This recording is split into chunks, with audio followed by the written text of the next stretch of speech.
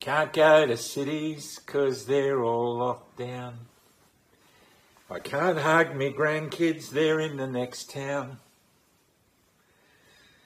And even with my mask on, you can still see me frown. I still call Australia home.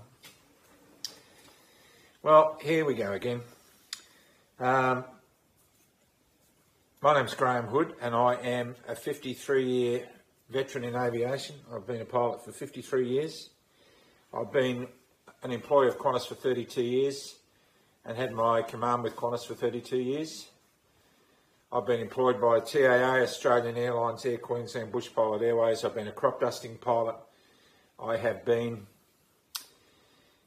a charter pilot. I've flown the venerable DC-3 around Cape York and the Gulf of Carpentaria. And I'm a very proud Australian and a proud employee of Qantas.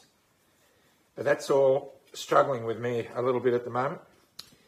I have flown some 35,000 hours. I have done 20,000 takeoffs and landings.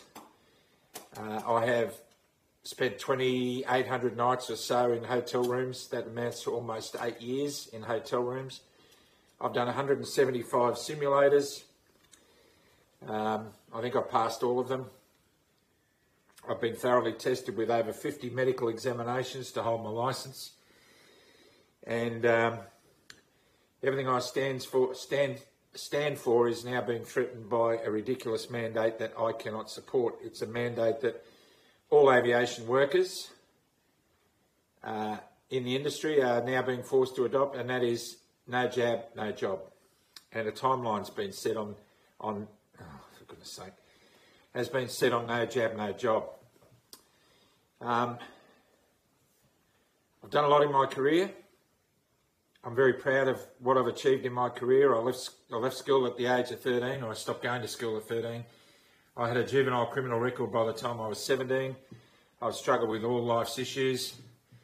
I've made several television programs about my addiction to pornography over the years that I've struggled with, the things that have taken me to the edge. I've been so close to the black dog pushing me over a cliff a couple of times years back that I don't like to recall.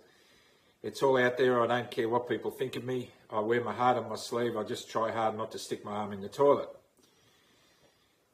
I work with my wife running a ministry that supports the adult victims of childhood sexual abuse. My wife was one of those. She appeared in the Royal Commission, the Sexual Abuse Royal Commission. I deal a lot with men who have pornography addiction and who are depressed and suicidal. I've been in welfare in the company unofficially for many years. I've been a trusted confidant of many a pilot and flight attendant who I've worked with. I feel I have the respect and love and gratitude of a lot of people I've worked with over the years because I've always tried to keep it real and I've always been really honest. And that's why I'm making this video now. I'm making this video now because I think what's going on is absolutely criminal. I am not against vaccinations. Everybody who makes videos like this says that, but I can back it up. I gave approval for my mother in a nursing home to be vaccinated with Pfizer 6 months ago, obviously not knowing what I know now. I have also been jabbed for tetanus just recently after being bitten by a feral cat at the farm. I'm not against vaccinations. Am I about to retire anyway and live off a fat superannuation scheme? No, I need to work for another 2 years, if possible. I don't have any super left because while I might have been a good pilot, I've been a very bad financial manager, and issues in my life have caused me to go down some wrong pathways financially. If I lose my job, I will lose my income, and that will leave me completely without funds.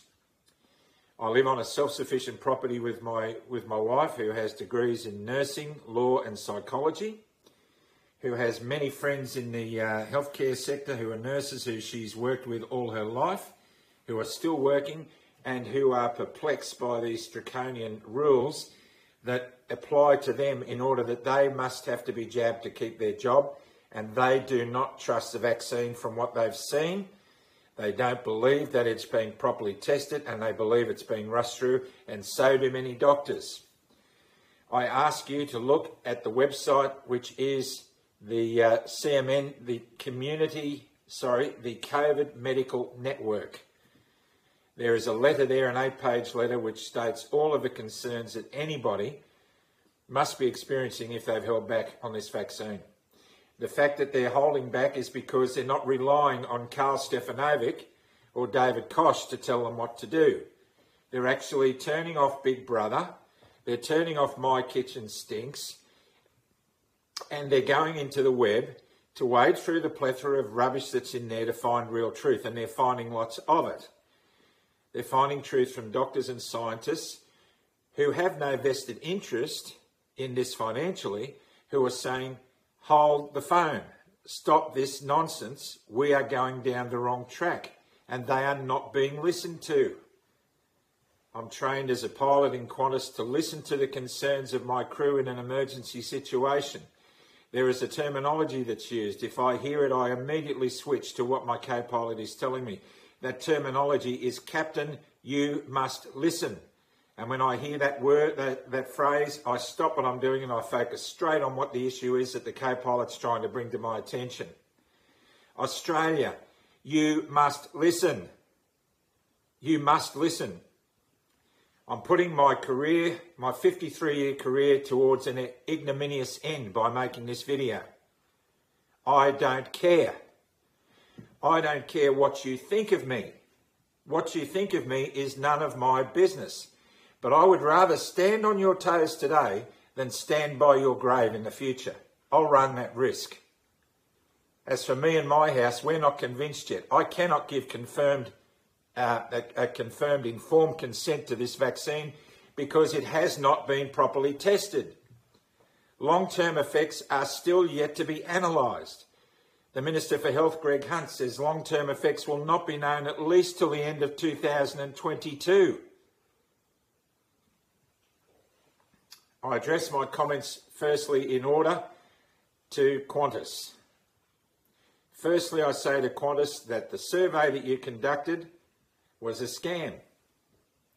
The survey you conducted drew answers from 12,000 people who were happy to respond to a survey that the other 10,000 people felt was flawed and felt threatened by filling in because they couldn't be honest.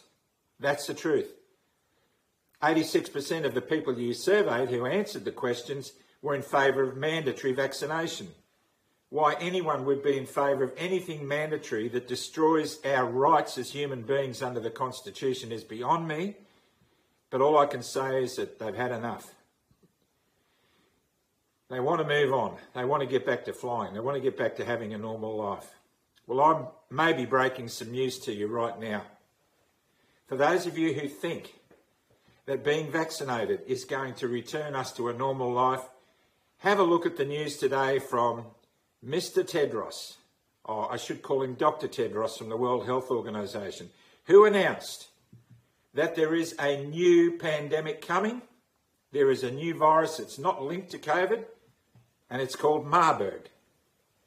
And his advice is for countries to prepare to treat Marburg as they have treated COVID. A different vaccination has already been worked on. Hooray! They knew about it before they announced it. They've been working on the vaccine for a while. So not only are you going to be vaccinated almost weekly, as it'll turn out, with COVID vaccine, you're now going to be vaccinated for Marburg. And your freedoms will be taken away from you because Marburg will give Daniel Andrews and his like another opportunity to lock you all up. It's not over, people. Think about this. It just is not over. So Qantas, this mandate is forcing people to fly under duress at the moment because a lot of people are deeply concerned about their future. Bad move. You have policies in place about diversity and workplace bullying and work health and safety. Work health and safety, you're making your flight attendants wear masks all day long, suffocating on their own carbon dioxide. Wrong. You said earlier in a press release when this whole thing came to light that the safest place you could be is in an aeroplane because the air gets changed every few minutes. Now you're saying we've got to vaccinate because the most unsafe place to be is in an aircraft. Which is it? Have you made a decision yet?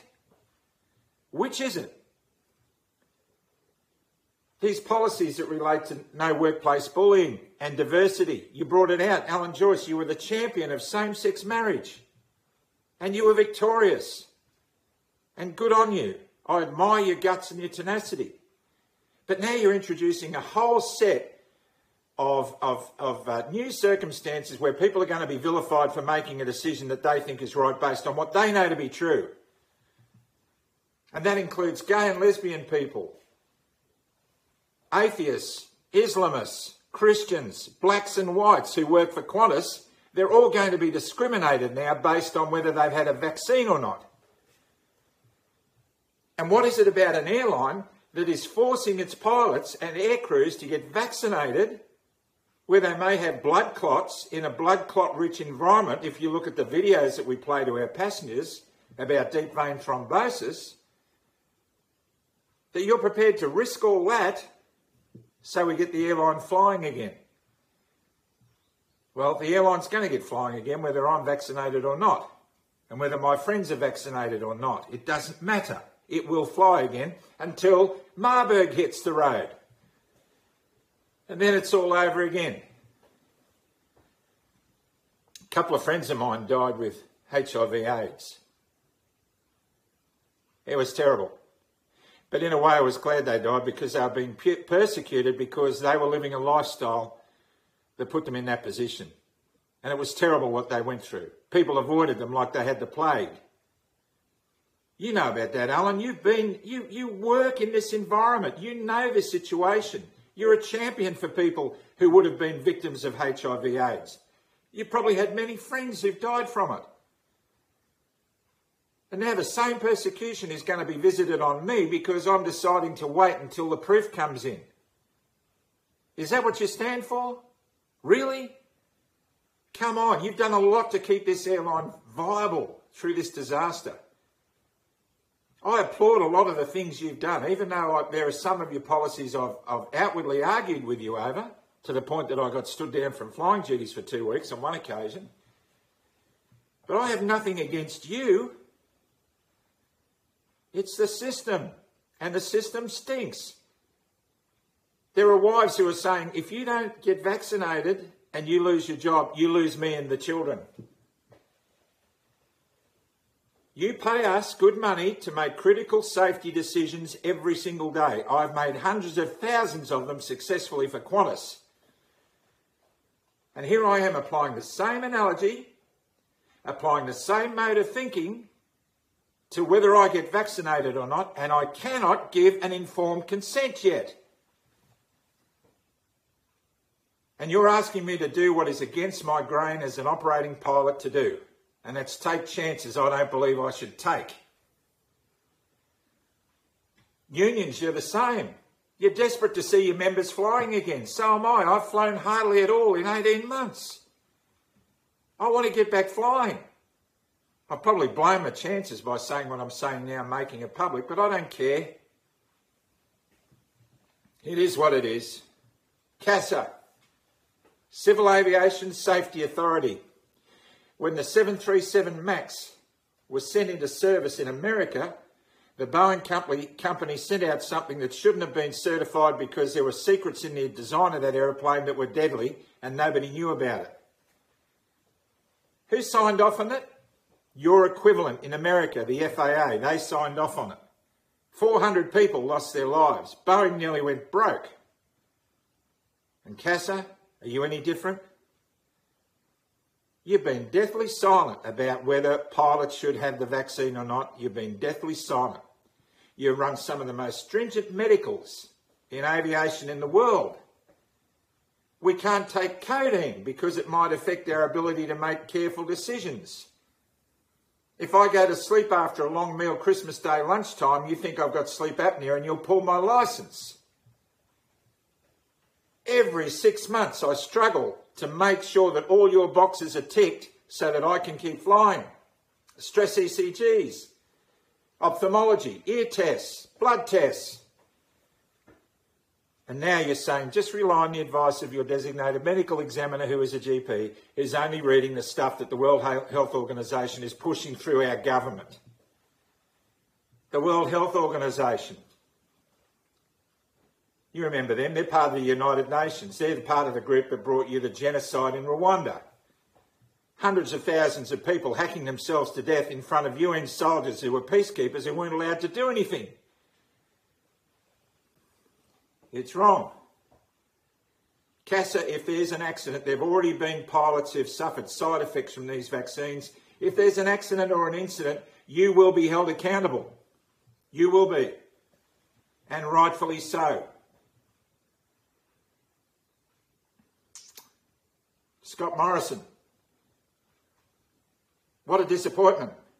You said in a press conference the other day, you were asked questions about vaccines, and you said, we are a free country. We don't mandate vaccines. That's not who we are. We believe everybody should make responsible decisions based on their informed consent. Are you serious? You know why you haven't mandated vaccines? You do know, because it's unconstitutional. It is against the Constitution that you've been elected and sworn to protect. That's why. You haven't got the guts to change the Constitution, so you're palling it up with the CEOs of organisations all around the companies to get them to do your dirty work for you. And you call yourself a Christian. Go back to your Bible, Mr. Morrison.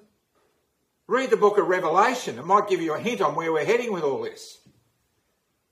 State premiers, McGowan, good on you. You've isolated 18 of my grandkids and 5 of my children from me and my wife for the last 3 years, based on garbage.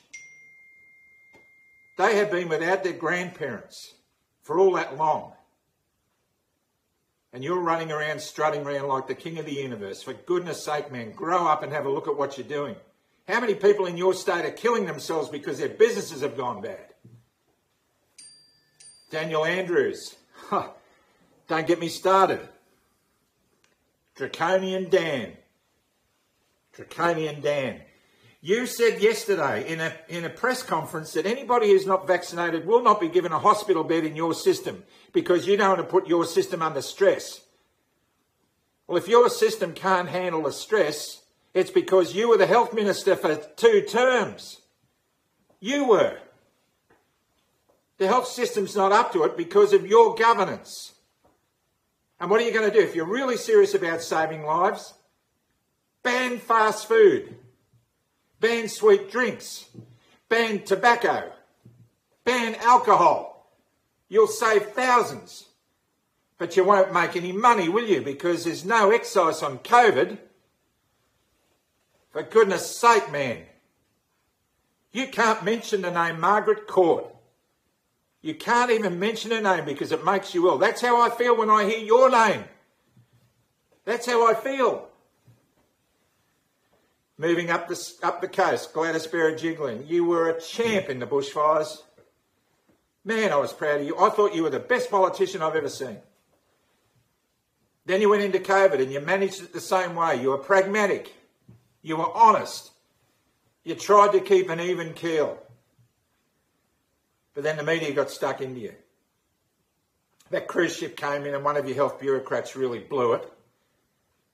One of the team that give you the medical advice, you said, which is the best in the world, which now includes don't talk to your neighbour if you've got a mask on. Don't talk to your neighbour. You've got a health minister who reminds me of the bully that I thumped when I was 10 years old at school, the only person I ever hit in my life. I'm wondering if it's the same guy. Brad Hazard, did you ever go to Paddington Primary School? For goodness sake, man. Listen to the doctors and nurses who are telling you that this is garbage. Stop being the henchman. Unbelievable. Then I go to Queensland. It was heartbreaking on the weekend to see fathers leaning across plastic barriers at the Tweed Coast border to hug their children that they're not allowed to go and visit. It's like a plastic Berlin Wall. Oh, and you're claiming all the credit. I do this for Queenslanders. Good on you. Good on you. But then when the tough questions get asked, like what about that woman who's trying to get across the border to finish her cancer treatment before she dies? Oh, let me defer to my Chief Medical Officer, whom I get the best medical advice from. Make the most of that, because she's going to be in Government House soon, isn't she? Going to be the next Governor-General? I don't blame the CMOs. They're in a position that they would never dreamt they'd be in when they entered public service. It's tough for them. But by goodness, they're making some dreadful decisions and you're implementing them. Police. I wear a uniform like you do, and we have a lot of empathy for guys in uniform. I talk to you at the border crossings every day when I can get across. This isn't what you signed up for. A lot of your colleagues are starting to say enough's enough, this has got to stop. Join them. Join them, stand with them. This is not what you signed up for. A video the other day, what about 14 policemen subduing a 12-year-old girl for not wearing a mask in a Sydney shopping centre and then pepper spraying her? Is that what you signed up for? To be Brad Hazzard's henchman? Military. You're patrolling state borders to keep Australians from Australians. You've done tours in Afghanistan. Your colleagues were killed by roadside bombs and shot at by friendly soldiers in their own units and killed. And for what? For nothing. For nothing. And when you come home with your honours, you're scared to show them, because now we live in a society where we want to strip our soldiers of their honours when they were doing the dirty work that none of us had the guts to do ourselves. It sickens me. And so now to my colleagues. Some of you aren't going to like what I'm saying. What you think of me is none of my business. I don't care. But know this, the rules in Qantas that protect people against prejudice apply to you. So if you're saying that natural selection is going to deal with the idiots who don't get vaccinated, and you're not mindful of the fact that there might be people in your group who aren't vaccinated, then more fool you. If you're saying you're doing this out of patriotism and a sense of doing the right thing by your community, then don't in the very next breath say that you wish everybody who hasn't been vaccinated rots in their home without any privileges. Don't claim it. That's cheap patriotism.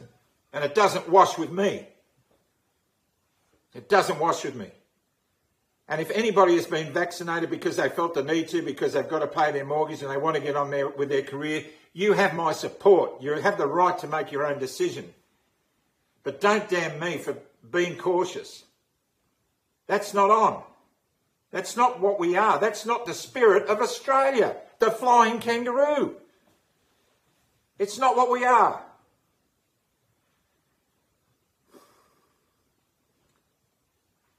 The only thing that's kept me sane in the last 18 months is Jesus Christ. And I'm not ashamed of that either, even though that's unfashionable.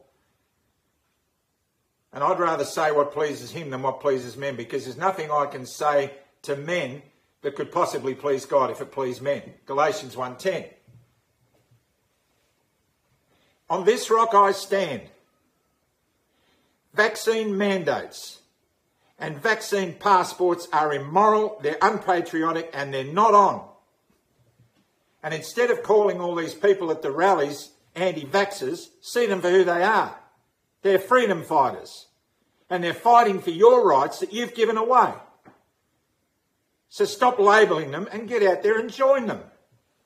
Stand in silent protest.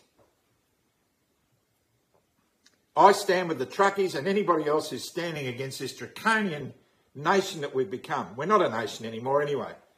We're a conglomerate of little state dictatorships which are ultimately run by CEOs of big corporations. It's garbage. Two-party politics is finished.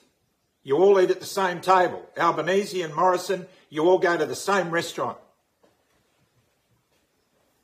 People like Palmer, people like Hanson, people like Lambie, those people are going to get more and more power, and they deserve it because you don't. This has happened on your watch, and your people will hold you to account. This is probably the last time I'll ever wear this uniform. I'm so grateful that I've had the opportunity to serve my airline and my country with pride. If I never fly again, it will be a bit of disappointment. But I will not sit in front of a television saying, why don't they do something, knowing that the they is me. Time to wake up, Australia. We're on final approach to land. It's been a pleasure serving you. I've done it safely and with pride and with dignity and with authenticity, and that's how I will live my life to the rest of my days. I pray this is not the last time I wear the uniform, but I've got a feeling now I've probably blown it. But so be it. Take care, look after your families, start loving one another, and stay out of the trees. God bless you.